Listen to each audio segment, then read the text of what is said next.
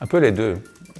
En fait, en complément dans l'esprit de ce que je viens de dire, c'est-à-dire qu'on est dans une démarche plus multimodale, on va prendre le mode qui paraît le plus adéquat, et en complémentarité aussi, dans la mesure où le transport public, par exemple, en fin de soirée, n'est pas nécessairement le mode le plus rentable du point de vue des pouvoirs publics. Parfois, on voit circuler des autobus ou des trams avec quelques passagers. C'est peut-être en termes d'énergie, en termes environnementaux, la solution qui n'est pas la meilleure. C'est parfois mieux d'avoir une voiture avec 4 passagers qu'un bus quasi vide. Et je dirais que c'est parfois un peu en concurrence dans la mesure où, et en même temps ce n'est pas un gros problème en soi, ces nouveaux moyens enlèvent des passagers au transport public et donc désengorgent d'une certaine manière aussi, notamment aux heures de pointe, le transport public. Et quand je dis que ce n'est pas nécessairement un problème, dans la mesure où effectivement on observe aussi depuis pas mal d'années une surcharge des réseaux de transport public, et donc si un certain nombre d'usagers estiment que finalement il est plus facile, plus rapide, plus agréable de se déplacer à vélo ou en trottinette, ben, finalement c'est assez bienvenu aussi pour les opérateurs de transport qui voient la pression un tout petit peu baisser. Certainement, parce que quand on parle de complémentarité, ben effectivement, il ne faut pas que ça gêne le transport public, par exemple, que des rues soient, ou les piétons, que des rues soient encombrées de véhicules.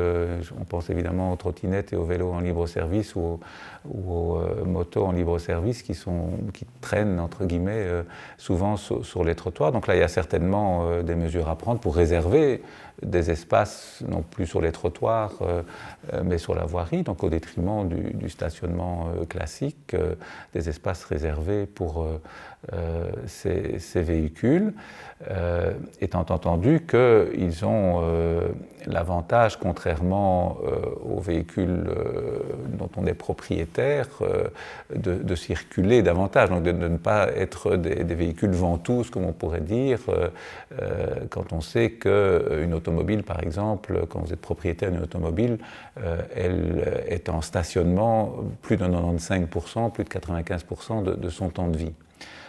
Et donc là, il y a une sorte d'absurdité de se dire on a un outil là qui est pas du tout productif, finalement, qui est productif que 5% de son temps de vie. Donc ces véhicules-là ont l'avantage de permettre d'avoir une meilleure productivité, donc de circuler davantage, donc d'être moins longtemps en stationnement et à nouveau de libérer de l'espace dans l'espace public pour d'autres fonctions. Donc on revient toujours à cette question-là. Mais donc pour ça, il ne faut pas qu'ils soient en concurrence, enfin qu'ils nuisent les uns aux autres et qu'ils ne nuisent pas non plus à cette fonction de séjour, parce que si effectivement on a des véhicules qui jonchent le sol n'importe comment, donc ça doit être régulé et ce sont les pouvoirs publics qui peuvent le faire.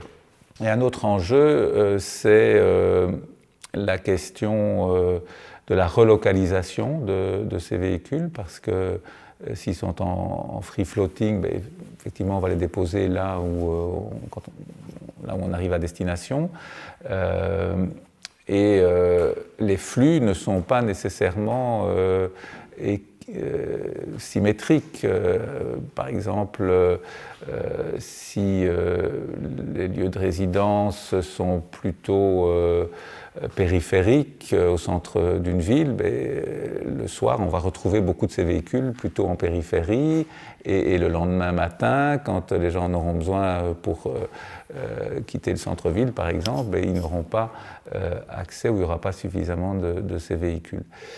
Donc ces véhicules en free floating ne suppriment pas totalement, et loin de là, le le problème du stationnement, parce que ces véhicules ne sont pas appelés non plus à circuler en permanence, ne fût-ce qu'au creux de la nuit, il y a moins de véhicules qui sont en circulation, donc il faut bien qu'ils stationnent quelque part, mais on espère qu'au final, au total, on ait moins de véhicules et donc qu'on puisse mieux rentabiliser aussi les espaces de stationnement. Et donc là, c'est un peu l'enjeu des voitures connectées, des véhicules connectés dont on nous parle beaucoup.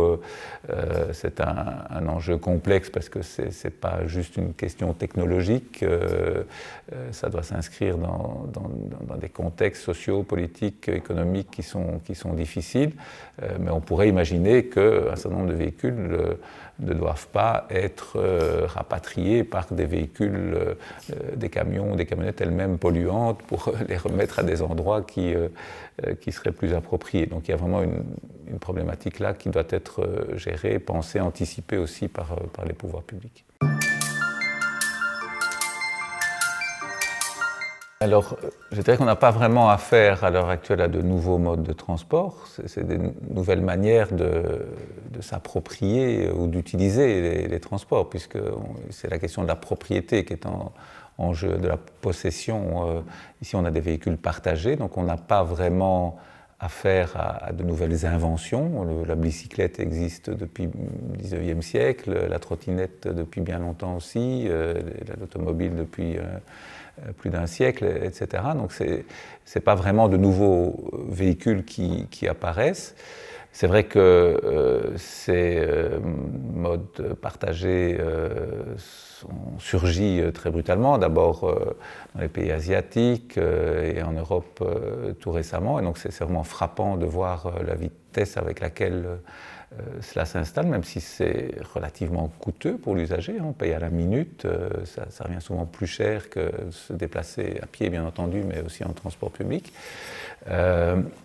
Mais je dirais que d'une manière générale, on assiste depuis plusieurs années maintenant à une accélération du temps.